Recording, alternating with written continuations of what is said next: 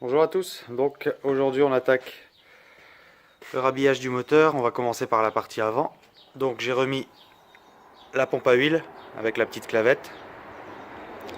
Maintenant ça va peut-être vous aider parce que voilà tout ce qui est à remonter pour avoir un ordre précis sans pour autant à chaque fois regarder la revue technique. Donc dans un premier temps, cette rondelle, vous avez un chanfrein ici, celui-ci va à l'intérieur.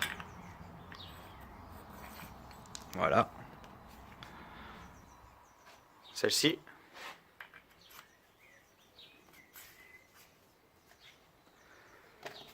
Rondelle à aiguille.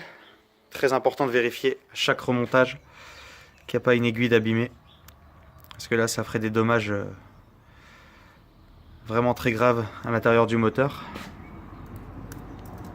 Voilà. Tout bien plaqué sur le fond. Ensuite, on peut remettre la plaque de maintien, la bride.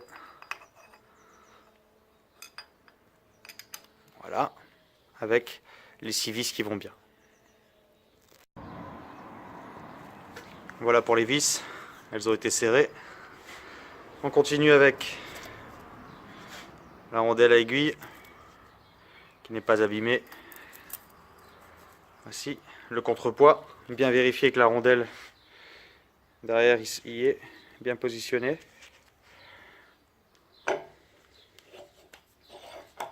Voici. Ensuite, on peut attaquer le remontage donc du pignon d'axe et du pignon de pompe à huile. Celui-ci. La chaîne, toutes les pièces ont été nettoyées bien sûr, soufflées. Voilà. Et ensuite, là je pourrais pas filmer. Il va falloir les rentrer en même temps pour pouvoir bien l'installer dans la clavette. Et ensuite, on va serrer la vis qui sera ici devant. Donc, petite précision pour serrer l'écrou. J'ai remis la clavette qui maintient l'ensemble pour pouvoir bloquer cet écrou. C'est serré à 2 kg. Et ensuite on vient marteler la petite rondelle comme à l'origine pour bloquer l'écrou, pour éviter le desserrage. Ensuite devant il ne reste plus que cette petite pièce. Donc celle-ci va servir à entraîner la mop. Donc la mop c'est la pompe à huile secondaire qui vient injecter l'huile dans vos rotors, enfin, au-dessus de vos rotors, par 4 petits injecteurs qui seront vissés. Ici on verra ça tout à l'heure. Au rhabillage du moteur. Donc là je vais remettre le joint métallique qui fait le tour et la partie avant du moteur. Voilà, donc l'avant est remonté, toutes les vis de 12 sont serrées. Ici ce n'est pas encore serré parce qu'il va falloir mettre de la pâte à joint derrière et le serrer au couple. Mais pour ça il faut que je remonte le volant moteur et que je le bloque. Alors voilà, on a serré la grosse vis de 19, le volant moteur est remonté, serré. Crépine remontée. Alors le gros problème qui se pose sur ce moteur, qui s'est posé sur ce moteur, c'est la crépine en fait. On manquait de lubrification, si vous vous souvenez l'état du vilebrequin, de l'arbre excentrique. En fait, le carter d'huile avait été démonté. L'ancien propriétaire avait mis de la pâte à joint noire pour les défauts d'étanchéité, sauf qu'il en a mis énormément je pense. Je vais vous montrer tout à l'heure ce qu'il faut mettre ici sur le contour pour pas que ça déborde trop. Donc je viens de nettoyer la crépine de fond en comble et elle était remplie de pâte à joint noire. Donc je pense que il y a de très fortes chances que le problème de lubrification vienne de là. L'huile ne passait pas très bien à travers. C'était vraiment rempli de pâte à joint. Et donc ça a manqué de lubrification dans l'intérieur de l'arbre excentrique et ça a abîmé tout le moteur. Donc voilà, faites très attention si vous faites des réparations de ce genre, c'est de ne pas mettre de pâte à joint sur le carter d'huile en trop grosse quantité. Je vais vous montrer tout de suite ce qu'il faut mettre. Voilà au niveau de la quantité.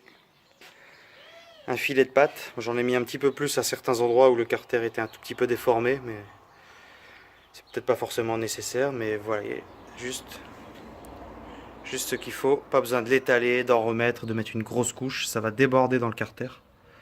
Et vous allez en mettre partout à l'intérieur et surtout boucher la crépine. Alors là, c'est vraiment ce qu'il ne faut pas faire, quoi.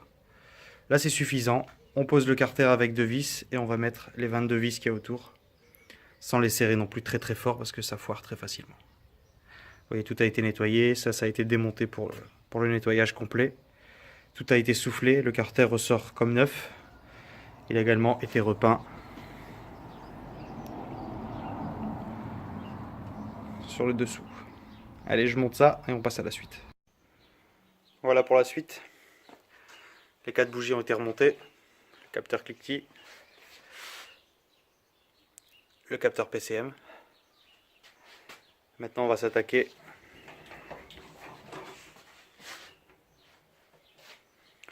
au remontage du distributeur d'eau et ensuite de la pompe à huile secondaire, donc la mop.